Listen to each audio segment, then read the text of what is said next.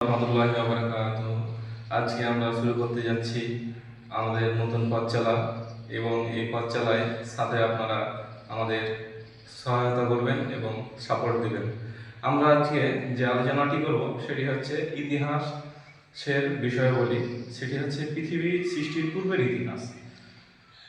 আমরা এটি দেখব যে কিভাবে পৃথিবীর ন্যায় পূর্বের অবস্থায় কী ছিল এবং এখন যে আমাদের বর্তমান ইতিহাস তা আমরা শুরু করতে যাচ্ছি। আমরা প্রথমে দেখব পৃথিবীর পূর্বের সৃষ্টির পূর্বের ইতিহাস। প্রথমে পৃথিবী একটি গোলক পিণ্ড বা গ্যাস দ্বারা পরিপূর্ণ ছিল।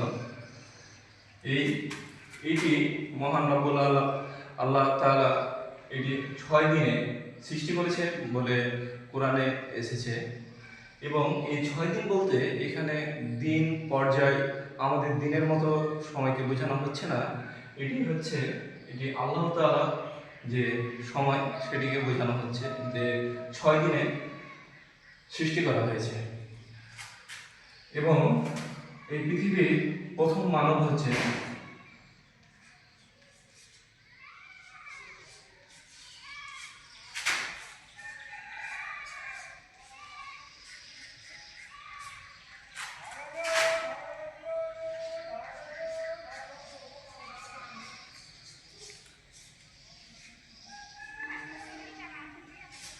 আদম আলাইহিস সালাম, যিনি আমাদের আদিপিতা নামে পরিচিত। আমাদের যে আল্লাহ তাআলা কোরআনে বর্ণনা করেছে যে পৃথিবীর সমস্ত গ্যাস মণ্ডলী এবং সব কিছু একত্রিত ছিল, আমি তার আলাদা করেছি। এখান থেকে আদম আলাইহিস সালামকে আল্লাহ শয়তানের সাথে যে পরিচয় করে তারা যে ভুল করেছে, আদম আলাইহিস সালামকে এবং মা হাওয়া আলাইহিস সালামকে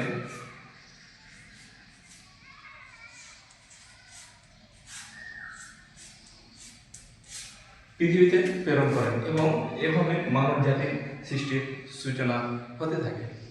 এবং আদম আলাইহিস সালামের পর থেকে আমরা জানি যে নূহ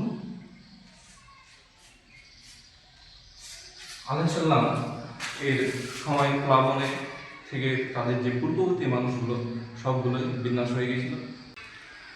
নূহ আলাইহিস সালামের পর আমরা দেখতে পাই হুদ আলাইহিস সালামের পরবর্তী থেকে সালেহ আলাইহিস সালাম, তারপর হচ্ছে ইব্রাহিম আলাইহিস সালাম, যিনি হচ্ছে আমাদের ইসলামের সবথেকে গুরুত্বপূর্ণ নবীর মধ্যে একজন।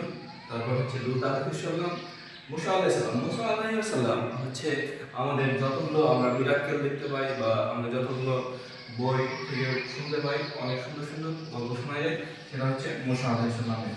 মুসা আলাইহিস সালামের পর সুন্দরভাবে চলে আসে দাউদ আলাইহিস সালাম, ঈসা আলাইহিস সালাম। তারপর আমাদের সবশেষ নবী হচ্ছে হযরত মুহাম্মদ সাল্লাল্লাহু আলাইহি ওয়াসাল্লাম।